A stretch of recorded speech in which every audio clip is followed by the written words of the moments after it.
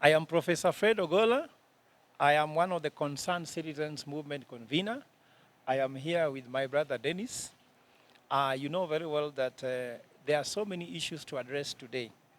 First, I want to talk to you about why SHA needs an overhaul. We start by saying the president said himself in Embu that he will review SHA. So now we want to bring our voice to send to the president what to consider on the review of SHA. First, what is the problem? The problem of SHA starts from governance and leadership. You saw the firing of the CEO by the board, and we believe that this, first of all, the board of SHA is not well appropriated. All the clinical officers who worked for the government stated they need a whole overhaul of that leadership of the board plus management. So we don't just have to sacrifice one person to show us there's something happening.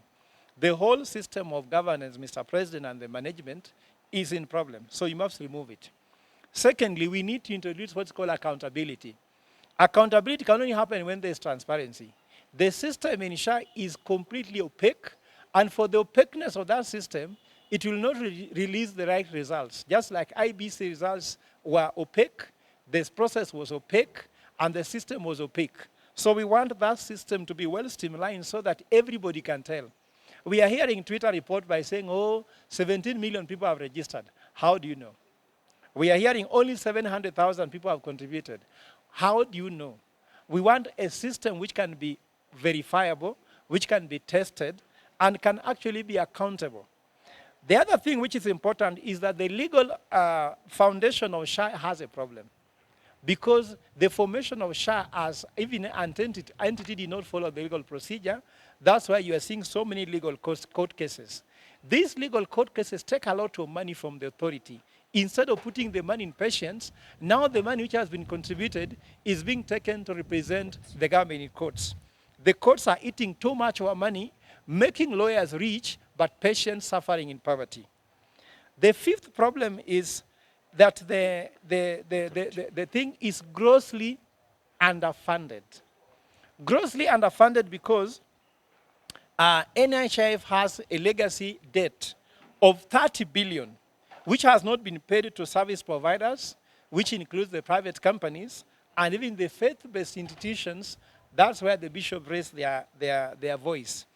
If that 30 billion is not being paid, how is SHA going to take off? The second thing is that actuarial projections for the underwriting of the SHA needs 50 billion shillings. But you are being told only 5 billion has been availed.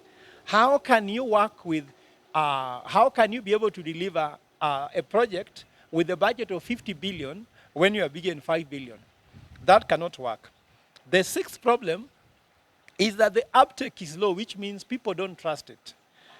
Out of the 17.3 billion people who have registered, we are being told only 700,000 have paid. Those 700,000 have been forced because the money must be deducted by the employers before they receive their salary. We want more voluntary. So out of these 700,000, how many of them are doing voluntarily? Meaning that the system is being forced by law, not by willingness. People don't see value.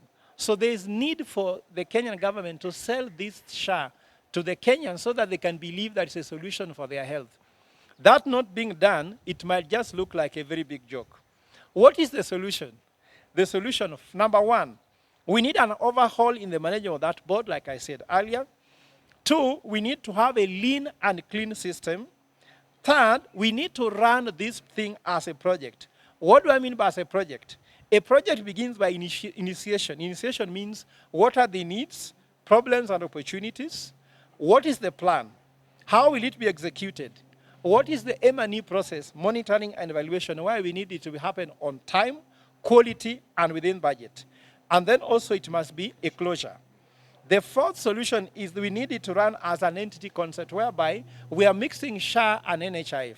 SHA is an entity, NHIF is an entity. The problem is NHIF should go to NHIF, not being brought to SHA. And then the fifth one, involve stakeholders, please. Most importantly, involve the contributors who are the patients.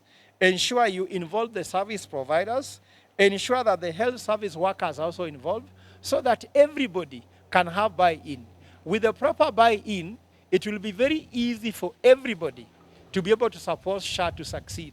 All people who are having dissenting voices, instead of arresting them and abducting them, please bring them to the discussion so that in the end, this thing can succeed in a big way. But if we are forcing things because we have the force, it won't happen. This cannot be forced down the throats of Kenyans because Kenyans need to uptake it. The doctors need to support it. The insurance companies need to be onboarded. And therefore, every Kenyans need to have a goodwill so that SHA can be able to succeed. Thank you. So to make that system work, we need to do a proper stakeholder analysis and mapping. Who are the stakeholders who have power? The ones with the power is patients, doctors, and health service providers. If you don't bring them there, we'll suffer. Then again, we have people who have what is called legitimacy. Now, the church has legitimacy because of what? The church run hospital, whether it is ACK, whether it's Pentecostal churches, PCA, whether it's the Catholic Church. Remember that almost 42% of healthcare services sits in the private sector and faith-based. And faith-based has a bigger chunk of the private sector hospitals. And therefore, if you don't involve them, who will register the patients for you? Because I remember that there was a lot of cooperation between NHIF and the faith-based organizations in registering patients and even encouraging them to pay. Even education for them is key. The other thing which is important is that we are playing with a very big opportunity, which is healthcare. India earns, in terms of foreign direct investment, actually foreign exchange, $27.8 billion every year in exporting pharmaceutical products and also exporting vaccine.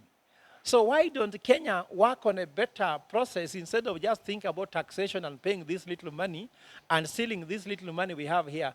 Why don't we focus on revamping our manufacturing sector so that we can even manufacture the drugs which will be used in hospitals, and therefore the contribution for SHA will make impact because we shall be using our own medicine instead of rushing, this and that. And also remember that Kenya also has opportunity to do health tourism. India earns $7.8 billion in the last 10 years in health tourism. It is projected in the next 10 years, India will earn $43.6 billion in health tourism. Why in Kenya for us we are just having a crumbling healthcare sector? Instead of looking at the opportunities that are big in the sector, we are fighting over the small cake which is being baked. So I want to ask Mr. President, can you please get serious health experts, serious strategists, who can help you rethink the thing? Because what is happening is that the people next to you are not advising you well. You need people who will not tell you what you want to hear. They'll tell you what you must hear. And what you ought to hear is more important than what you want to hear. Anybody who is a friend of yours advising you that you're in the right track, he's simply not interested in the success of Kenya. I know anybody can say what you want. Some people are praying you fail. But no, your failure means a lot. Your failure means someone is dying in a hospital, cannot access diabetic treatment, cannot access arthritis treatment, cannot get chemotherapy, so your failure means death to Kenyans. So for us, we are not wishing you failure. We are wishing you success in this SHA thing. If you cannot do it, it's not broken, go back to NHIF. Because NHIF was working. But if you believe you can turn it around, do an overhaul in this system, because the people around you are just stealing. They are not concerned about executing healthcare for Kenya.